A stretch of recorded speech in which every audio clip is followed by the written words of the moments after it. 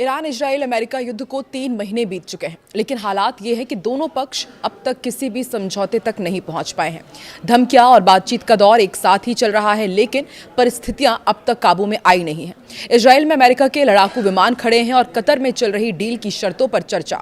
ऐसे में ये साफ ही नहीं हो पा रहा है कि अब आगे होगा क्या, डील होगी या फिर युद्ध का दूसरा पार्ट शुरू होगा। नमस्कार, मैं हूं आकांक्षा और आप देख रहे हैं न्यूज 18 का डिजिटल प्लेटफॉर्म।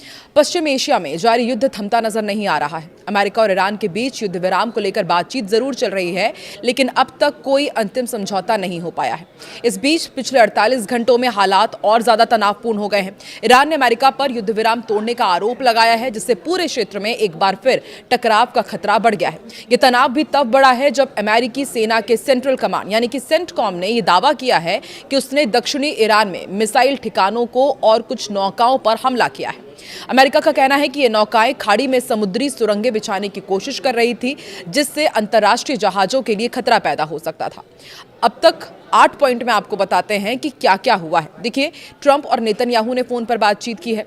अमेरिकी राष्ट्रपति डोनाल्ड ट्रंप ने इजराइल के प्रधानमंत्री बेंजामिन नेतन्याहू से अहम बातचीत की। बताया जा रहा है कि दोनों नेताओं ने ईरान के साथ चल रही बातचीत और क्षेत्र की सुरक्षा स्थिति पर चर्चा की।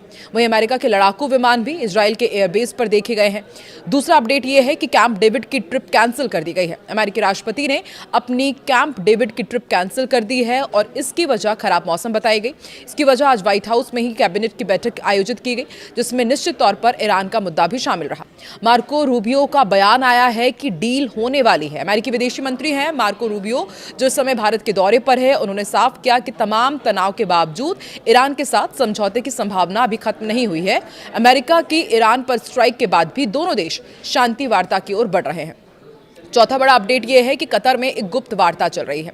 मार्को रूबियो ने बताया कि कतर में दोनों पक्षों के बीच लगातार बातचीत हो रही है और समझौते की भाषा को लेकर कई मुद्दों पर चर्चा जारी है। समझौते की शर्तों और भाषा को लेकर यह बातचीत जारी और उम्मीद है कि अगले कुछ दिनों में वार्ता हो जाएगी।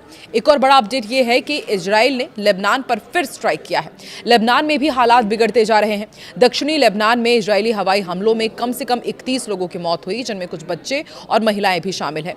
लेबनान स्वास्थ्य मंत्री की ओर से ये जानकारी दी गई है। इधर हिजबुल्लाह के खिलाफ ग्राउंड ऑपरेशन भी जारी है। इजराइल ने कहा है कि उसने दक्षिणी लेबनान में अपने जमीनी अभियान को और तेज कर दिया है। वहीं हिजबुल्लाह ने दावा किया है कि उसके लड़ाके इजरायली सैनिकों से सीधी लड़ाई लड़ रहे हैं। ईरान में इंटरनेट सेवा इतने महीनों बाद फिर बहाल कर दी गई है। ईरान ने लगभग 3 महीने बाद इंटरनेट सेवाओं को आंशिक रूप से बहाल करना शुरू कर दिया है। युद्ध के दौरान दरअसल सरकार ने सुरक्षा कारणों से देश में डिजिटल बंदी लागू की थी।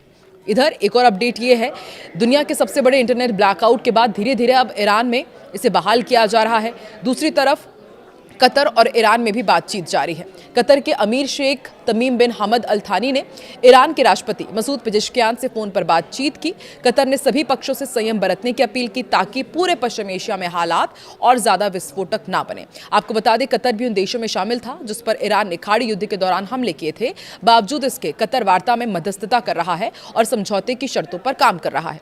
वहीं ईरान ने इजराइल और अमेरिका पर निशाना साधा है। बुधवार को ईरान ने एक बयान में अपने विरोधियों पर हाइब्रिड युद्ध की रणनीति अपनाने का आरोप लगाया। ईरान ने इसे युद्ध के मैदान में विरोधियों की नाकामी बताया और कहा कि विदेशी दुश्मन अब साइबर हमलों, आर्थिक दबाव और मनोवैज्ञानिक ऑपरेशंस पर ध्यान दे रहे हैं।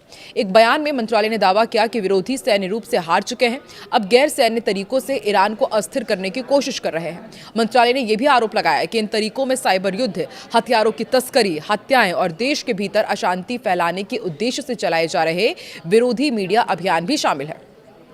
अल जजीरा की रिपोर्ट के अनुसार मंत्रालय ने कहा कि सैन्य मोर्चे पर हारे हुए दुश्मन ने अब अपना ध्यान सॉफ्ट वॉर, कॉग्निटिव वॉरफेयर और सामाजिक उकसावों की ओर मोड़ दिया है।